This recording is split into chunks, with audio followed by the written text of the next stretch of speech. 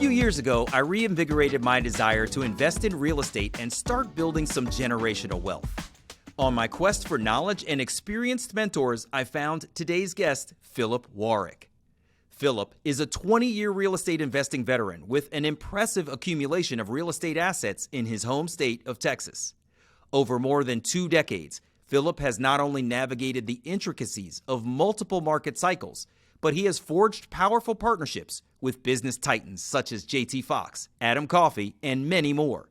His coaching relationship with JT and Adam has not only accelerated his own success, but has fueled his passion for coaching, mentoring, and partnering with others who want to build wealth and achieve financial freedom.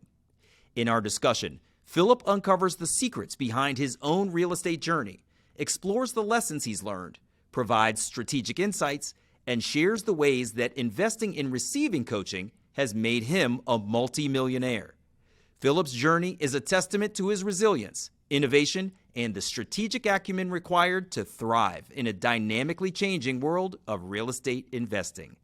I'm Damon Davis, and this is my Discovery Diary with real estate entrepreneur Philip Warrick. Philip, welcome. I appreciate you making time. I want to hear a little bit about who you were before you became a real estate investor. So I know we've been talking for a long time. We joined the JT Foxx family. I joined shortly after your recommendation. It's been a wonderful experience to learn from professionals like yourself. But one of the things you told me when we first met was that you've been investing in real estate for 20 years. So before you get to real estate investing for 20 years, I'd love to know a little bit more about who you were before this investment journey. Tell me a little bit about who Philip was before real estate. Yeah, so 20 years was a long time ago. So I got to go way back, right? But Damon, I remember when I was a senior in high school, I'm going to age myself, but that's all right. It was 1997, senior in high school. And I was talking to my dad about possibly going to college. I'm like, hey, Dad, if I go to college, what would it take for me to buy a house so I can rent rooms out to my friends and then the rent would pay for the house? He's like, man, that's a good idea, right? And so he was like, man, son, if you save up a 20% down payment, get your credit built up, I'm sure you can get a bank loan and qualify. And so that's like what the idea was. And one night I was watching late night television and I saw an infomercial on TV, and it was an old man leaning against a bar stool selling his home study program, how to buy houses with no cash and no credit.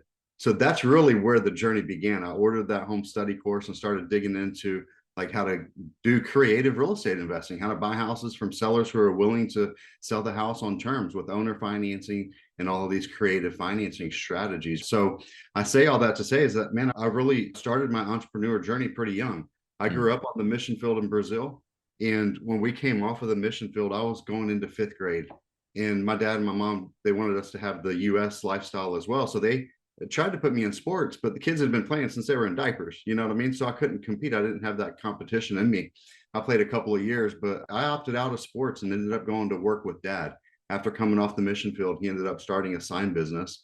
And so for junior high, instead of going to sports, I was going to work after school with Dad. And that kind of planted that entrepreneur seed within me. And so I like to say I've been an entrepreneur pretty much my whole life. I did have a job at a bank for like 6 months. And then when Dad passed away in 2000, he was diagnosed with pancreatic cancer in January, passed away in April. And that's when I ended up buying the sign business that I had worked for him growing up from my mom, and ran that business for a while and was still dabbling in real estate, doing a deal here and a deal there. And finally, one year we'd done 3 or 4 deals that year. And I was like, you know what? I think I want to do real estate full time. And so we sold the sign business and then jumped into real estate full time. That was December of 2003. Is that right? My goodness. That's interesting to hear that you've always had that entrepreneurial spirit and you've always had that work ethic. I appreciate you sharing that background because I've always been curious, like I said, since you've talked about being in real estate for 20 years. I'd love to know a little bit more about some of how your real estate journey has evolved over time, right? This is not the same market that it was 20 years ago, and you've probably seen some ebbs and flows. Tell me a little bit about what your real estate experience was like in the early days and contrast it with what it's like today. Okay, perfect. So yeah, when I was young, I had no cash and no credit, right? And so I was learning all of the creative financing strategies of buying houses with terms, with motivated sellers who need to sell, but they're willing to allow you to take over their payments on their mortgage or do owner financing and all of these no money down strategies, right? And so being able to get started in that realm really opened up my eyes to a lot of the creative real estate financing things that are available out there. And like you said, I've been in the business now for 20, I mean, if you count from 97 till now, we're talking 26 years. Mm-hmm. So I've been through all of the different cycles. And as the market changes, we have to pivot our strategy, but there's nothing new under the sun, right? There's strategies that are time tested and proven, but some work better in certain times than others, right? And so I think the difference for me right now, really leveraging relationships and partnering with capital, right? So whether it's my money or my credit or a partner that has money or credit, because what I've found is that not everybody wants to quit their job in 90 days to be a full-time real estate entrepreneur like I am, but they want to diversify some of their investment capital into real estate. They don't have the time, right? Yeah. So that's where they can partner with somebody like me, right? And then we can leverage each other's, if they have the capital and the credit, we can leverage their capital and credit to do more together. And that's one of the things, but definitely being able to know different creative strategies within the real estate industry is very important, and being what I like to call a transaction engineer. Say a little bit more about the partnering that you're interested in. So you've got capital, you've got 20 years experience. Somebody like myself, I'm crazy busy. I've got multiple things I'm doing, writing a book, editing a podcast, all kinds of things, got the day job. I don't have time necessarily to go out and seek a deal. But a lot of times you'll hear somebody like yourself, an experienced real estate investor, say, partner with me and we can do this. And I don't know if everybody knows what partnering with an experienced real estate investor actually means. Can you describe a little bit of what your partnering program is like and how it can benefit somebody like myself? Yeah. So I'll give you a couple or three examples really quick, right? And so my first private money partner ended up being my mom. So when dad passed away, she ended up getting a small life insurance policy. It wasn't much, but the financial advisor that they had back then, they did what most financial advisors do. They put it in the stock market. And if you remember, there was something happened in the 2000, right, where the stock market kind of took a dip, took some kind of crash. And basically her portfolio lost half of its value. I ended up purchasing that business from her. And from what I had learned in real estate, I chose to have her owner finance the business to me. Okay, so she did owner financing and she gets a monthly check every month, has since I purchased that property and that business. And then we took what was left of her investment capital and we started using that to invest in real estate, and she gets a return secured by real estate as a private lender on that property. Mm-hmm. So every month she gets a check, right? And then over the years, she's lived in different homes and sold a house that she profited from, and she took that capital and has invested it. And so I remember one of the last things I told my dad before he took literally his dying breath, I said, Dad, I'll take care of mom.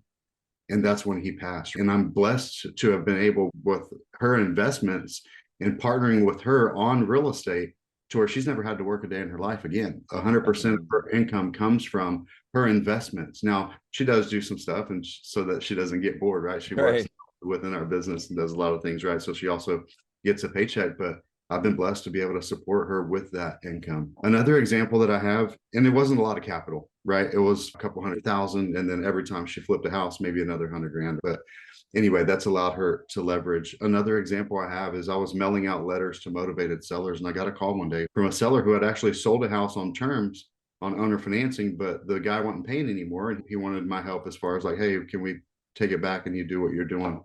And so I ended up partnering with, lo and behold, he's a doctor, right? And so he was actually lending money to get a return on his investment. And so I've partnered with him over the years, and we're talking millions of dollars that he had as capital. And again, he's just a private money lender to me, and he gets a return on his investment. And now more recently, what I've been doing is partnering with people. I've got a lady out of San Diego, and she's an aerospace engineer, makes $190,000 a year plus in her work, but she's always wanted to invest in real estate. She dabbled in real estate 10 or 15 years ago with her now ex-husband, and she's always had that desire, but never had the time. And her position was that she had a lot of equity in her home. So she had a home equity line of credit. And what we've been doing with her is partnering with her on houses. So what we do is we're finding houses here in our local Houston market that she can buy cash with the checkbook from the home equity line of credit. then we renovate the house, get it furnished, get it generating income, and then refinance it into a permanent loan to pay her home equity line of credit back off. And we've done 3 properties with her at that capacity, and we're partners with her on those deals. That's So amazing. So yeah, basically, what I think I'm hearing is individuals can serve as a bank. They are the lender to which you repay the loan that you've taken. And that also an individual like myself, who may potentially, like this woman in San Diego, be a high earner, can take some of their own capital and invest it with you. And you are now partnered on a property, and you end up paying from the proceeds of that property back to where she borrowed her money from, and she's able to build wealth in that way, in that partnership agreement. correct. Yeah, and That's amazing. Yeah, it's I an love that. amazing way for her too. She's leveraging assets, right? So it's at the end of the day, the goal is to have all of her capital back out once we refi. And so it's a really great opportunity to be able to leverage that and to be able to get the returns that she needs, right? And it's diversifying her. And she's got money in the retirement and stock and all these different places as well, right? So it's helping her diversify some of her investment capital out of just the stock market.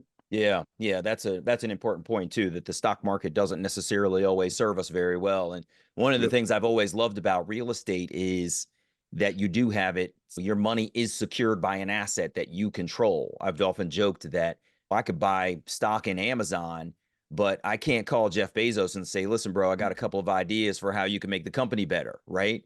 But with Right. a piece of real estate, you can see the property right there and think to yourself, what are the ways that I could add value? This place nearly clearly needs a new kitchen.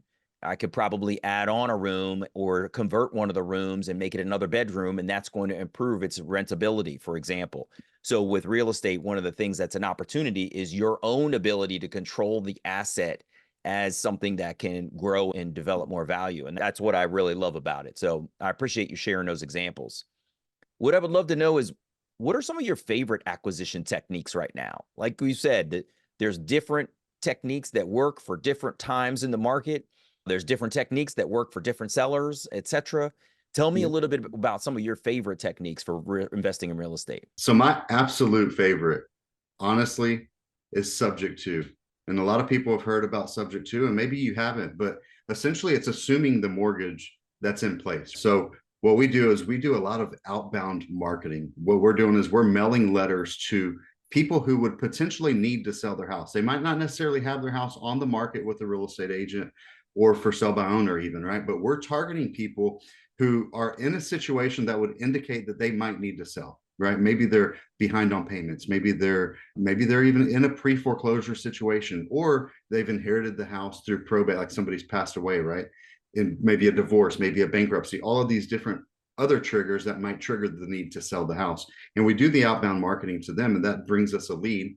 And then what we'd love to do is we'd love to be able to buy the house subject to. That means we're taking over the payments on the existing debt that's in place, as opposed to paying all cash to pay off the loan. Why Mm-hmm. not leverage the loan that's already in place? Especially right now with interest rates having gone a little bit higher, right? We're able to take over interest rates that were written 2, 3, 4 years ago, for example. And so the last couple of houses that I bought here in Baytown, there one was at 3.1 and one was at 4.19. So Wow. really good interest rates. And it's a silent assumption. We're not going to the bank for their approval, but we're purchasing the property from the seller. A lot of times they're behind on payments. So we're going to bring that loan current, take over those payments. And in essence, that's really helping them too, because it's going to fix their credit. Because every month now, from when we reinstated the loan and brought it current until we keep making payments, their credit's going to keep improving. So a year, 2 years down the road, when their problems that they have today are behind them, their credit's going to hopefully be back intact, where now they can reutilize their credit and things like that. So my favorite way of buying houses is subject to. And one of the other reasons for that is because we can do whatever we want with that house. I can turn around, fix it, and sell it, pay off the loan, and be done. Mm. Completely profit. I can rent the house out. I can owner finance it to an owner occupant. I can furnish it and put it on Airbnb. I don't have a deadline or a timeline to where I have to sell that house. So a lot of times when we are investors, we're buying houses all cash, or we're leveraging a private money partner or a hard money lender. And those are essentially 6-month construction loans. So Mm. we buy the house, we fix it up, and then we sell it. It's a 3 to 6 month process. Well, our only exit strategy is to sell that property. And if the Mm. market moves a little bit or things don't go according to plan, well, now you're stuck with having to sell. And so by leveraging the debt that's already in place, we can keep that debt as long as we want to. And that's one of my favorite ways. Has That's been, really impressive. always has been. I've done hundreds of deals over those.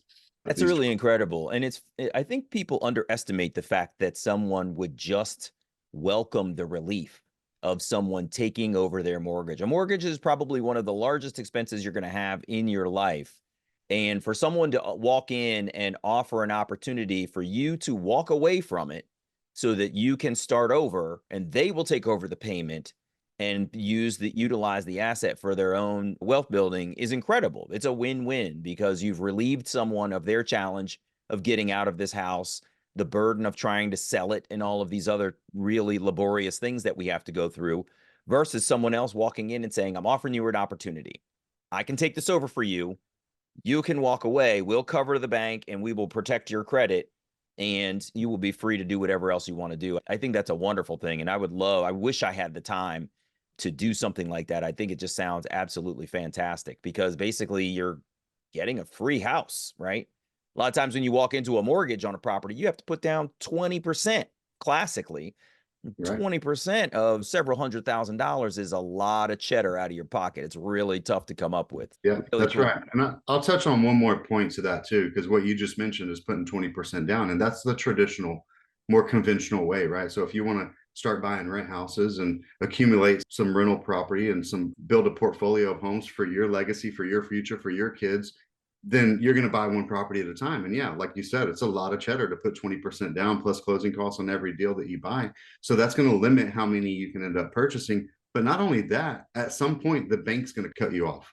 They're going to cut you off at 5 or maybe 10, or maybe you can use a spouse and you can get 5 or 10 in her name and 5 or 10. But either way, you're going to cut off. Even if you've never missed a payment, you pay everything on time, you have that 20% or more equity in all of these properties, you'll get cut off. They'll top you off, right? So then you are forced to learn these other strategies to be able to continue growing your portfolio if that's what you want to do, and or leveraging other people's capital, right? Mm-hmm. And so the benefit for me, having learned the creative stuff in the beginning, I literally learned the hard stuff first instead of the traditional way.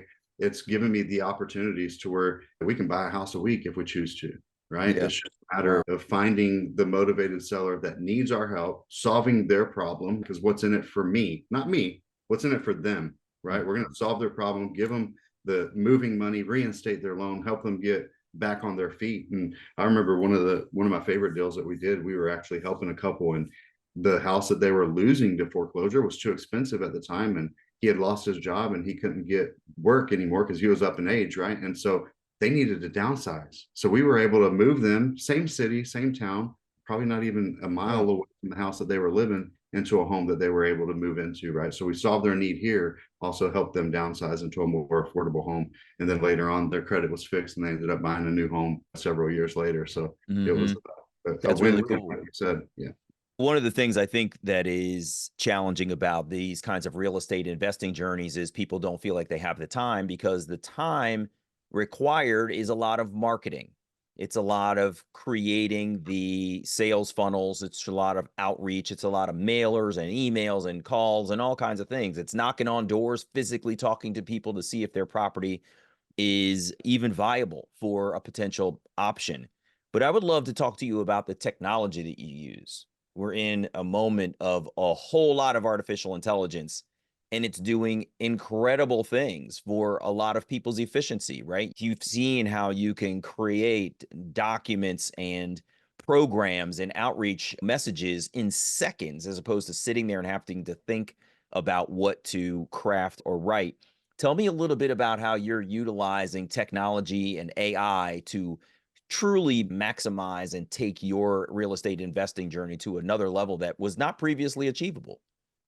Yeah, and I think with the AI technology, everybody has dabbled a little bit, right, with GPT and throwing little things in here to get a better thing to post on your social media or a better script to use. And it's great. I love it.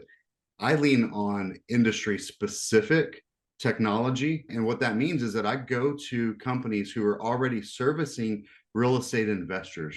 And there's different software out there, and I lean on them and what they're doing with AI technology. So right now, one of the companies that I have access to through what you would call a CRM program, it's an all-in-one platform for real estate investors where I can I can purchase the product, and within a few clicks, I can have websites built that are specific to motivated sellers, to all of these different specified different target markets that we're talking about.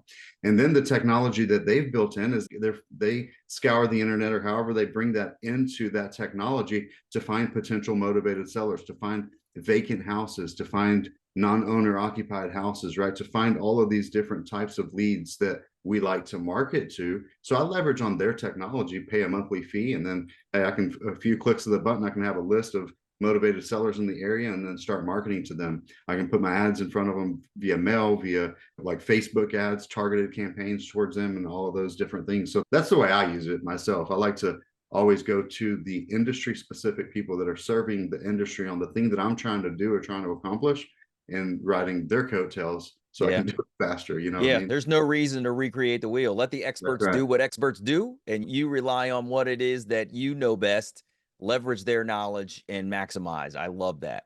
Yeah. I want to pivot now before we head out. One of the things that you and I have talked about in the past is the notion that coaching is incredibly valuable in our professional spaces. A lot of times we grow up, you talked a little bit about trying to play sports when you were a kid. There was a coach when you were there. And our teachers in school are, in essence, coaches. They're coaching us through the lessons that are required for us to learn in life. But a lot of times we leave school and we may have a mentor here and there, someone that we touch base with monthly, every other month, or a couple of times a year. But you're actually investing in coaching, getting the actual knowledge from an individual who has done it before. Tell me a little bit about the importance of getting coaching and who some of your coaches are. So we'll touch on the mentorship part first, right? And like you're talking about high school coaches and all of these kind of coaches, and those are great, right? And that takes a level of self-motivation, right? To be able to do what your coach says and to listen to them and actually take action on what they're teaching you. But what I found is that you can get all of this knowledge on real estate through a book for 20 bucks, right? Or you can invest $500 to $1,000 on a home study course, which is now usually online, right? Or you can go to a hotel ballroom for $1,000 to $5,000. But the next level is where you really partner with or get a coach or a mentor, not just a mentor, but somebody you're actually investing in. Because here's the thing, we pay way more attention when we make an investment, right? When we pay attention. And so what I've found is that when I started investing in coaches, not just getting the knowledge from a seminar or the book or their online training, but when I started going out to them and actually having a relationship where I'm invested and paying money, it's, for me, it's made me make sure that I'm going to get a return on my investment. So now I've got skin in the game. I've got to do what they say and practice what they preach, not just take it, because if it's free advice, people won't take action. And so that's what it's done for me. And to the accountability on top of that, to be able to have somebody that is waiting for an update from you to know, what did you do with the information that I gave you before? Sometimes as a coach, you can't keep coaching them if they're not taking action on what you told them to do before. You got to take that's right. You're still back on the prior lesson. You haven't caught up yet. Let's invest in making this happen. I can't build you up if you're not taking the bricks that I'm giving you to lay the foundation upon which we can build. Exactly. And to have somebody, you know, to bounce your ideas off of, just to have somebody that's off in the distance ahead where you want to go, where you see that you need to be, and you see that they have the success that you want to achieve, right? To be able to bounce your ideas off them, they'll help you like avoid the pitfalls that they already made, right? So it's about helping you get there faster by avoiding some of the mistakes that have already happened for them. And you know, 1% doubt can totally kill your ambition, right? If you don't know for sure, and then you're not going to take action. So I believe that investing in yourself and investing in coaching is the game changer that we all need for the accountability and to hold ourselves accountable to get that return on investment for what we're paying for. Let me ask you this. You sparked something for me. One of the things that can be challenging for folks is the fact that coaching can be expensive, right? It can be a lot of money. And of course, there's some charlatans out there who are just really scamming people with exorbitant amounts of money. But just talk a little bit for a quick second about the opportunity to invest in coaching versus what you lose if you don't invest in it. I think we look at what's it going to cost as opposed to what's it actually going to make me. And so if you're looking at the cost of coaching as opposed to the opportunity and the profits that you can get, then you're never going to invest, right? And our mutual coach often says, like, hey, you don't go win a championship and then invest in coaching. You win the championship because you invested in coaching, right? We have to get a coach first. And so I think the cost of not getting a coach is way higher than actually paying to play. Another opportunity of what I've done, a lot of times I'm working with the guys that don't have a lot of investment capital to invest in themselves, right? Maybe Mm-hmm. they are the guy that wants to leave their job and do real estate full time, and they need to start on the side as a what I would call like a side hustle until their real estate business gains some momentum, and then that gives them enough to be able to quit their job and go full time. And so what I've done is I've put together like a pretty affordable program, because I still need them to pay for access, because if they don't take action, then they're not going to have the results that they need or deserve. But then we partner on their deals, right? So I make it Mm-hmm. way more affordable, but then we actually partner in joint venture on the deals that they bring while I'm coaching them. So I help them learn the industry within a 12-month period for a very small nominal fee. And then we partner on the deals that they do in that 12 period. But it's designed to where at the end of the 12 months, you don't need me anymore. You can go out Mm. on your own if you choose to, or we can continue working together. Yeah. And then I also coach people that they don't really necessarily need the partnership thing. Maybe they have investment capital of their own, and they have the ability to invest in themselves. And I have other programs available for them too, where we meet weekly on Zoom, open Q&A, teach a little bit, and then they have access to me for some one-on-ones throughout that process to help build their business. And that also ends up bringing opportunities to where we can joint venture together, because we can go a lot further together than we can by ourselves, right? And Absolutely. when I got started, I thought people like wanting me to wholesale their deals were because it was so hard to find deals. And the deals are like, you got to make 50 to 100 offers to get one accepted. But when you actually work with other people, you can do a lot more together than you can by yourself. So, I agree 100%. I appreciate you pointing out that the investment in coaching is actually an investment in doing and making more, right? We think of it as a cost when it's not actually a cost. It's an investment in building ourselves up to a higher level than we've ever been. Because like you said, the people that we're investing in our future with are in our future already. They've already gotten to where we're trying to go. You need to learn from them in order to achieve the success that they have. And so, speaking of success, you have some business partners that are highly successful individuals: JT Foxx, Adam Coffey. I know that you've been spending a lot of time with those guys, and these are two individuals who are at the pinnacle of building businesses at a global scale, selling them for high dollar amounts, building them up, selling them off, and making huge exits. Tell me a little bit about working with JT Foxx and Adam Coffey, and what kinds of lessons you're learning with these supremely successful business mentors.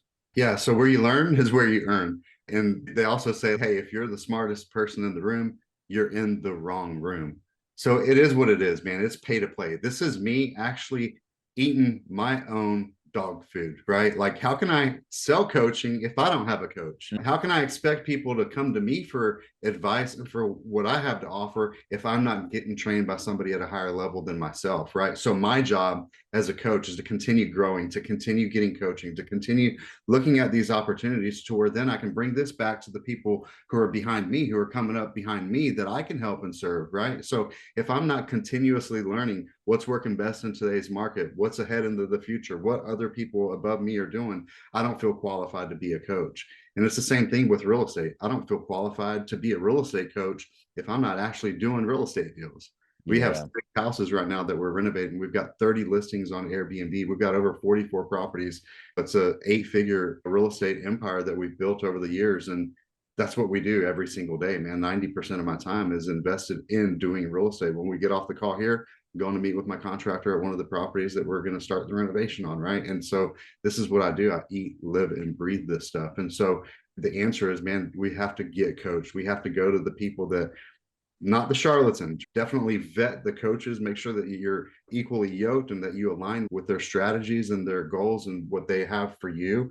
And I believe that it'll just help everybody grow, especially the people that you're working with, the people that are following you or getting coached by you. Yeah, you're absolutely right. You bring forth the knowledge that you've taken from your own coach to make your coaching better, but also your own investing journey better. Philip, I know you're a busy man. I appreciate you making time for me this morning. You've got contractors to meet and real estate investment deals to complete. So I appreciate you being here. For anybody who wants to get in touch with you, who is interested in learning how to invest from your coaching or wants to invest with you as part of your opportunities that you present for people who may be too busy to get involved as a full-time investor themselves, tell me how folks can get in touch with you. So what I'll do is I'll share with you my link in bio deal, right? Where you can have the different resources. And I have that because some people might need, I've got things all the way from free to paid. So Yeah. like if they're in that position where they're just getting started, maybe it is just starting with my free ebook, Flip Your Way to Financial Freedom. Or if they have investment capital, maybe it is just setting an appointment so we can talk about what their goals are. And the same thing, like if it's somebody that wants coaching, then, you know, we need to have a conversation. Let me figure out where you fit into the equation, because not everybody has the same goals, and there's a million ways to do this business, right? And so I like to do a customized plan for people to figure out exactly what their goals are, what their assets are, what their time that they have is available, and then customize a plan that works for them. But the best place, man, honestly, philipwarrick.com. And then I'll send you a link to the link in bio where they can click for some free resources and that where you can post that on here. Fantastic. Philip, thank you so much. I appreciate your time this weekend, man. Take care. All the best to you, all right? You're welcome. Thanks for having me on the show. You're doing great things, David. Thanks. Thanks, buddy. Bye-bye.